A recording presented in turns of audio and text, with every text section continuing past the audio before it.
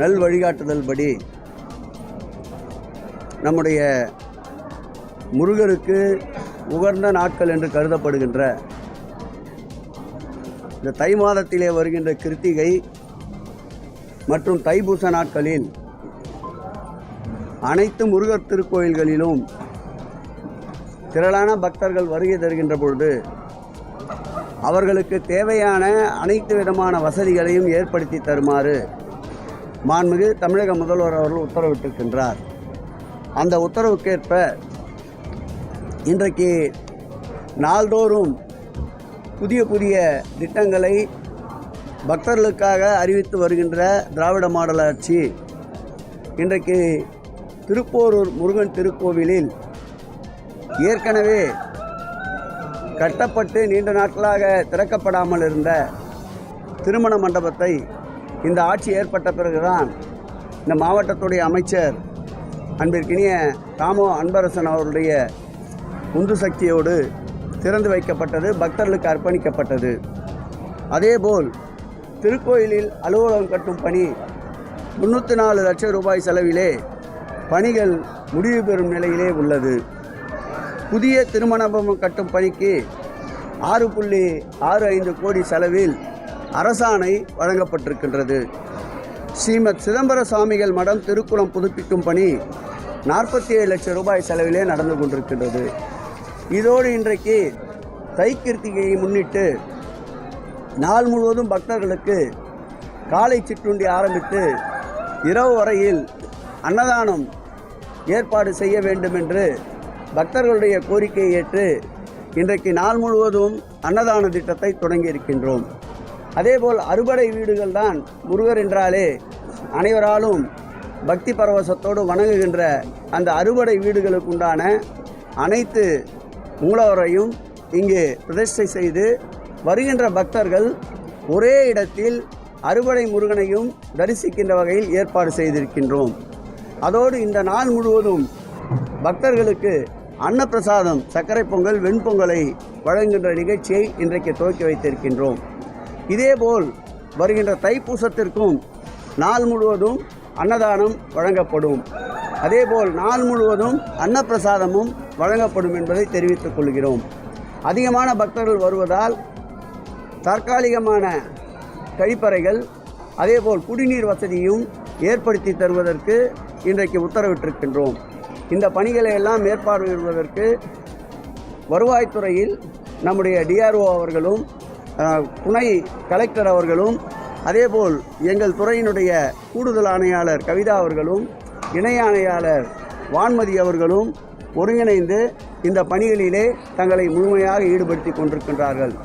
இந்த ஆட்சி ஏற்பட்ட பிறகு திருக்கோயிலுக்கு வருகின்ற பக்தர்களுக்கு அன்னதானத்தை வழங்க வேண்டும் என்று மாண்புமிகு முதலமைச்சர் அவர்கள் உத்தரவிட்டிருக்கின்றார். பசியோடு வருகின்றவர்கள், இறைப்பசியோடு வருபவர்கள் 2 பசியையும் தீர்க்க வேண்டும் என்று அனைத்து வசதிகளையும் பக்தர்களுக்கு செய்ய உத்தரவிட்டதன் அடிப்படையில் இன்றைக்கு 2 திருக்கோயிலில் இருந்த முழுநேர அன்னதான திட்டம் கிட்டத்தட்ட 8 திருக்கோயில்களுக்கு முழுநேர அன்னதான திட்டம் செயல்பாட்டில் இருக்கின்றது.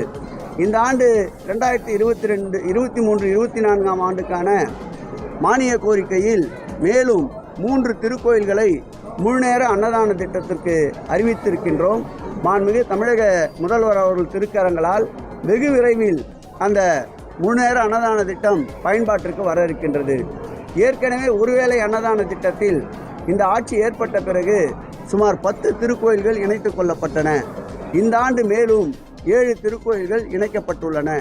ஒரு நாளைக்கு சராசரியாக 92,000 பக்தர்கள் உணவு அருந்துகின்ற ஒரு நல்ல சூழல் திருக்கோயில் சார்பிலே ஏற்படுத்தப்பட்டிருக்கின்றன. இதற்கு ஆகின்ற செலவு ஆண்டிற்கு 105 கோடி ரூபாய் ஒரு ஆண்டிற்கு சராசரியாக செலவாகின்றது. செலவை பற்றி கவலைப்படாமல் வருகின்ற பக்தர்கள் வயிறார உணவு வேண்டும் என்பதற்காக மாண்புமிகு தமிழக முதல்வர் உத்தரவின் பேரில் இன்றைக்கு அது வழங்கப்பட்டிருக்கின்றது. இப்படி திருக்கோயிலே செயல்படுகின்ற அன்னதான திட்டத்தை கண்காணிப்பதற்காக உணவு பாதுகாப்பு குழு ஒன்று ஏற்படுத்தப்பட்டிருக்கின்றது. அதேபோல் மத்திய அரசு தருகின்ற தரச்சான்றிதழ் உணவிற்காக சிறந்த முறையிலே உணவு வழங்கப்படுகிறது என்பதற்கான போக் என்ற தரச்சான்றிதழ் இந்தியாவிலேயே அதிகமான அளவிற்கு தரச் சான்றிதழை பெற்ற மாநிலமாக இன்றைக்கு தமிழகம் திகழ்ந்து கொண்டிருக்கின்றது.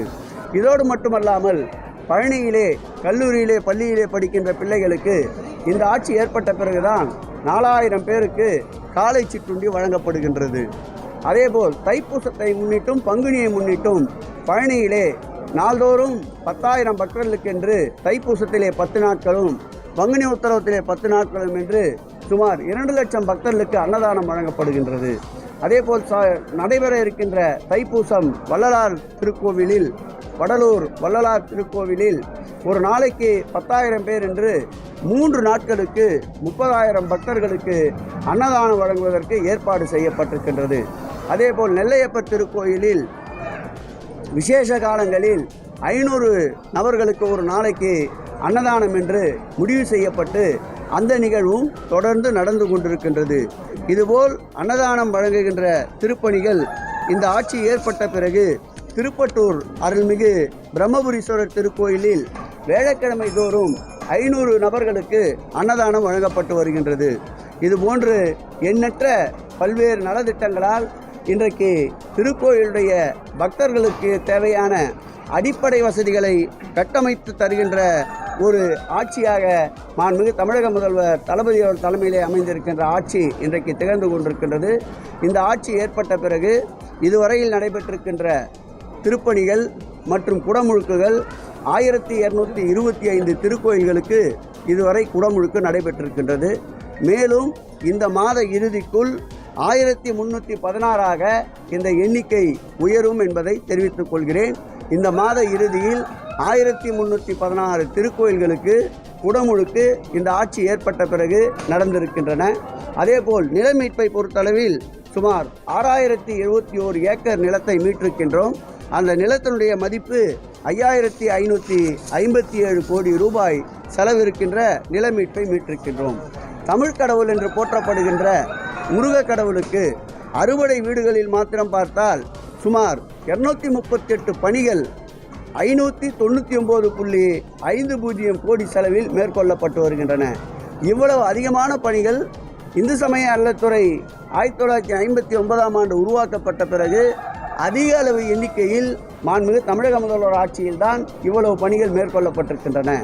அதேபோல் அறுபடை அல்லாத முருகன் திருக்கோயில்களில் பார்த்தால் 173 பணிகள் சுமார் 131 கோடியே 97 லட்சம் செலவில் பணிகள் மேற்கொள்ளப்பட்டிருக்கின்றன. ஒட்டுமொத்தமாக சொல்ல வேண்டுமென்றால் 411 பணிகள் சுமார் 731 கோடியே 47 லட்சம் ரூபாய் செலவில் முருகர் திருக்கோயில்களுக்கு மாத்திரம் திருப்பணிகள் மேற்கொள்ளப்பட்டு வருகின்றன என்பதை மகிழ்ச்சியோடு தெரிவித்துக் கொள்கிறேன்.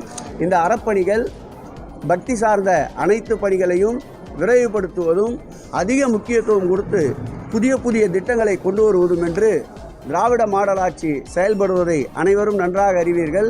புதிய திட்டமாக அடுத்து 28ஆம் தேதி நம்முடைய அறுபடை வீடுகள் என்று போற்றப்படுகின்ற திருச்செந்தூர், பழனி, திருத்தணி, திருப்பரங்குன்றம், சாமிமலை, பழமுதிர்ச்சோலை ஆகிய 6 திருக்கோயில்களுக்கு 60 வயது கடந்து 70 வயதுக்குள்ள நபர்களை சுமார் ஓராண்டுக்குள் 1000 நபர்களை கட்டணமில்லாமல் இலவசமாக சிறப்பு தரிசனத்தோடு முழு வேளையும் 2 நாட்கள் உணவு தங்கும் வசதியோடு கொண்டு செல்வதற்கு மாண்புமிகு தமிழக முதல்வர் அவர்கள் உத்தரவிட்டிருக்கின்றார் என்பதை மகிழ்ச்சியோடு தெரிவித்துக் கொள்கிறோம். அதைத் தொடர்ந்து ஆன்மீக பயணமாக ராமேஸ்வரம் டு காசிக்கு கடந்த ஆண்டு 200 நபர்களை தமிழக அரசின் சார்பில் மானியமாக அரசு வழங்கிய தொகையிலிருந்து இலவசமாக அழைத்துச் சென்றோம். இந்த ஆண்டு 300 நபர்களை அழைத்துச் செல்ல திட்டமிட்டிருக்கின்றோம். 5 கட்டங்களாக அந்த பயணம் மேற்கொள்ள இருக்கின்றார்கள். முதல் பயணம் வருகின்ற ஜனவரி மாதம் 31ஆம் தேதி தொடங்க இருக்கின்றது. 60 நபர்களோடு செல்லுகிறார்கள் என்பதையும் மகிழ்ச்சியோடு தெரிவித்துக் கொள்கிறேன். தொடர்ந்து ஆன்மீக ரீதியாக பக்தர்கள் விரும்புகின்ற வசதிகளை அவர்கள் இறை அன்பு பெறுவதற்காகவும் இறைவனை தொழுவதற்காகவும் எல்லா வகையிலேயும் இயன்ற அளவிற்கு இந்து சமய அறநிலையத்துறை பல்வேறு புதிய முயற்சிகளை எடுத்துக்கொண்டிருக்கின்றது என்பதை மகிழ்ச்சியோடு பக்தி பரவசத்தோடு தெரிவித்துக் கொள்கிறோம். சுத்தமாக இருக்கின்ற கோயில்களையே சுத்தப்படுத்துவதற்கு எதற்காக என்றால் மீடியா ஃபோக்கஸுக்காக செய்து கொண்டிருக்கின்றார்கள். பாம்பன் சாமி அவர்களுக்கு 100வது ஆண்டு விழாவை சிறப்பாக கொண்டாடிய அரசு இந்த அரசு. இதேபோல் பாம்பன் சாமியோட 100ஆம் ஆண்டு விழாவிற்கு 108 கலைஞர்களை வைத்து பாம்பன் சாமியுடைய அவருடைய வாழ்க்கை வரலாறை விவரிக்க வண்ணம் நாட்டியத்தோடு சேர்ந்து இசை நிகழ்ச்சியும் நடைபெற்றது. நாள் முழுவதும் இதேபோல் அன்னதானம் நடைபெற்றது. பாம்பன் சாமியினுடைய 1967ஆம் ஆண்டு புத்தகத்தை புதுப்பித்து புதுப்பொலிவோடு புத்தகத்தையும் அன்றைக்கு வெளியிட்டோம். சிறப்பாக ஆயிரக்கணக்கான மக்கள் அன்றைக்கு பாம்பன் சாமியை தரிசித்தார்கள். மாலையிலே மயூர வாகனமும் சிறப்பான முறையில் செலுத்தப்பட்டது. அனைத்து பக்தர்களுக்கும் மிக்க மகிழ்ச்சி. சுத்தமாக இருப்பதையே சுத்தம் செய்வது விந்தை அந்த கட்சியில் தான் நடந்து கொண்டிருக்கின்றது. அதற்கு ஆளுநர் அவரும் துணை போய் அவரும் ஒரு புறத்தில் வாளியையும் பக்கெட்டையும் எடுத்துக்கொண்டு சுத்தம் செய்கிறேன் என்று புறப்பட்டிருக்கின்றார். ஏற்கனவே ஆலயங்கள் அனைத்தும் தூய்மை பராமரிக்கப்பட்டு கொண்டிருக்கின்றது என்பதை தெரிவித்துக் கொள்கிறேன். கண்டிப்பாக கூடுதல் வருவாய் இருக்கின்ற 10 லட்சத்திற்கும் மேல் கூடுதல் வருவாய் இருக்கின்ற திருக்கோயில்களுக்கு ஜேசி அளவிலே நம்முடைய துறையின் சார்பில் ஜேசி நிலையிலே இருக்கின்ற அலுவலர்கள் நியமிக்கப்பட்டிருக்கின்றார்கள். அதுபோல் கூடுதல் வருவாய் இருக்கின்ற கோயில்கள் படிப்படியாக இருக்கின்ற பணியாளர்களை பொறுத்து நியமிக்கப்பட்டு கொண்டிருக்கின்றார்கள். ஒரு சில திருக்கோயில்களில் துணை ஆணையாளர்கள் அதற்கு பொறுப்பாக இருந்து செயல்பட்டு கொண்டிருக்கின்றனர். காஞ்சிபுரம் வரதா பெருமாள் கோயிலில் ஆண்டாண்டு காலமாக வடகிழக்கு தென்கிழக்கு பிரச்சனை இந்து சமய அறநிலையத்துறை கூட்டம் சமரசம். நான் ஏற்கனவே அமைச்சர் என்ற முறையில் 2 முறை அவர்களை அழைத்து தலைமைச் செயலகத்திலே பேச்சுவார்த்தை நடத்தியிருக்கின்றேன். அதோ என்னுடைய துறையுடைய செயலாளர், அந்த மாவட்டத்தினுடைய ஆட்சியாளர் அவர்களோடு சேர்ந்து ஏற்கனவே 2 முறை 4 மணி நேரம் 5 மணி நேரம் என்று உட்கார்ந்து பேசியிருக்கின்றோம். அதேபோல் தனியாகவும் அவர்களை அழைத்து இதுவரையில் 8க்கும் மேற்பட்ட முறை இந்து சமய அறநிலையத்துறை அலுவலகத்திலும் பேச்சுவார்த்தை நடத்தியிருக்கின்றோம். மனது ஒத்துப்போனால்தான் இந்த பிரச்சனைக்கு தீர்வு ஏற்படும்.